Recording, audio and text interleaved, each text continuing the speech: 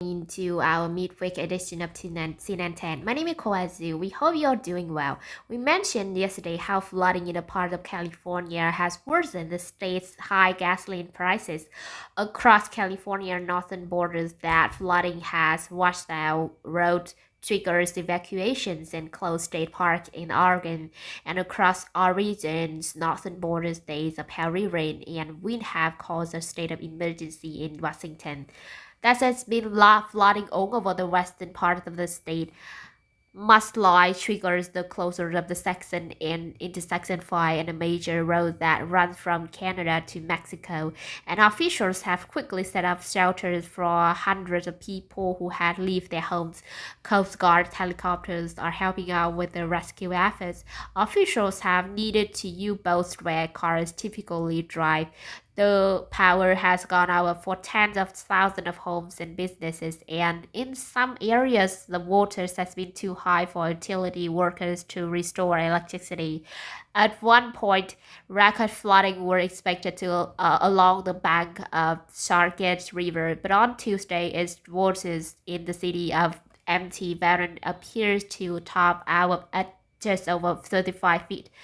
That was 2 feet shorter than the record flood stayed in Drit in 1999.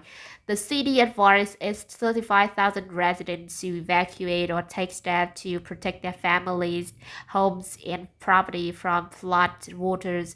In another county nearby, one resident said she and others had set up sandbags to do that, but that they were pushed away from people's houses and down a nearby river. With more rain expected over the next few days, part of Washington will stay under warning until at least Wednesday afternoon. What the state of emergency there and in 14 counties will do is speed up government aid to those who were affected.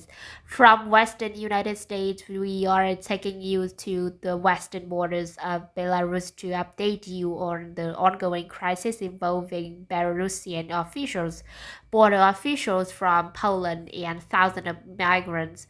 Poland is a member of the European Union, and that's where the migrants want to settle. We are mostly from war-torn nations of Afghanistan, Iraq, and Syria, according to Polish officials. Poland, with the support of the European Union, has refused to allow migrants to cross the border. European officials blame Belarus for causing this crisis by illegally encouraging the migrants to press into Poland. Belarus says it's Poland's fault for illegally pushing the migrant back into Belarus. CNN Matthew Chan's report from the Belarusian side of the border. Very dramatic scenes are playing out. As you can see, the migrants angry at their reception by the Polish authorities are being disallowed from getting into European Union have reacted angrily. They started throwing, "Oh my gosh, we are being blasted by water cannons from the Polish side." Tear gas has been thrown as well.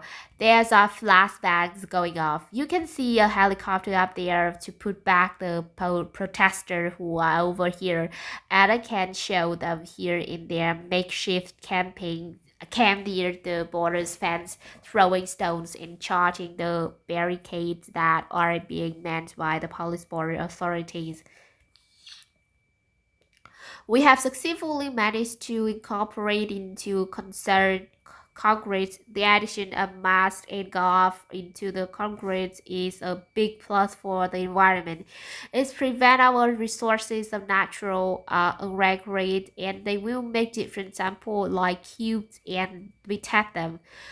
The key takeaway from this project is that our students responded the need of the society in a time of crisis. They completely have produced have not yet been into building but we are in the right track of doing that. 10-second trivia. What did you find about 240 miles above Earth's surface exosphere bubbles telecom star Sophia or ISS? The International Space Station orbits about 240 miles above our heads, and the 7 people in were directed to take shelter earlier this week, suiting up and getting into their spacecraft that had docked with the station as its part near the debris of Russian satellite. That satellite has been in orbit since 1982. Russia internationally blew it up this week as a part of missile test. NASA said the strike created a debris field with hundreds of satellite and missile pieces now orbiting the Earth that the threatened current and future mission to space.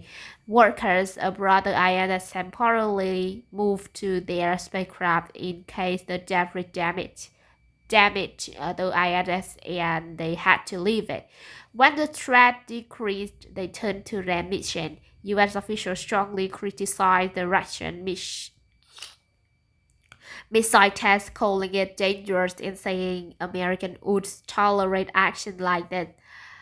Russia currently has 2 astronauts aboard the ISS. Say safety has always been its top priority and that it would prevent all threats to the ISS and its crews. Looking beyond the space station, NASA just announced that its plan to return the moon has been delayed. A new budget report says the mission named Artemis is now expected to cost 93 billion US dollars through the next few years, and while it had an initial goal of putting boots on lunar soil again 2024, NASA said it will probably miss that target by several years. Meantime, some of those who've been already boldly gone where few had gone before were honored at NASA's Hall of Fame ceremony last week. 210 and live up.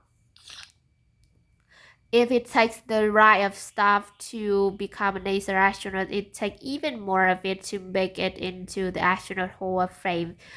These are the record setters, the barrier breakers, and 3 more have just been inducted into its exclusive club. Here we have Michelle Luperg, Allegier, Mike Alley, as he known is the second most experienced spacewalker in the world. Liva, a veteran of 4 space flights, he performed 10 spacewalks, totaling near 68 hours outside a space shuttle or station, more than any other NASA astronaut. And he not done yet. Next year, Mike Alley will command a private mission to the International Space Station. But as mentioned as in it, the ISS is a machine, and one day it will wear out. So what's the solution? The solution, a commercial space station, preferably more than one with multiple customers where the government is only one of them. Our pilot Pam Mallory, the second inductee, flew 3 missions to help build the International Space Station. Pam Mallory is one of only 2 women to ever command a space shuttle mission. Thank you to everybody for a beautiful vehicle and a beautiful vehicle and a beautiful mission. We also only the second woman in the Air Force to be test pilot. Now she leading NASA as a agency deputy administrator. This has been a pretty amazing year for me. So we've poised to return to the moon. We hope to light that candle and celebrate the launch of Artemis 1 in just a few months. A few months in space, nothing for the third and final inductee, Scott Kelly, famous for spending a year in space. It seemed like I tried there forever. It seemed longer than I thought it would be. Kelly's a veteran for space flights, totaling 520 days in space and traveling more than 200 million miles, more than twice the distance from the Earth to the Sun. It's really odd to me to be standing here today because when I were a kid, I wasn't too sure I would accomplish much of anything. But along with his brother and fellow astronaut Senator Mount Kelly, Scott became one of the most famous astronauts in the world. There's a limitless possibilities because of the endless inspiration found among the giant Kirin Fishers in Washington.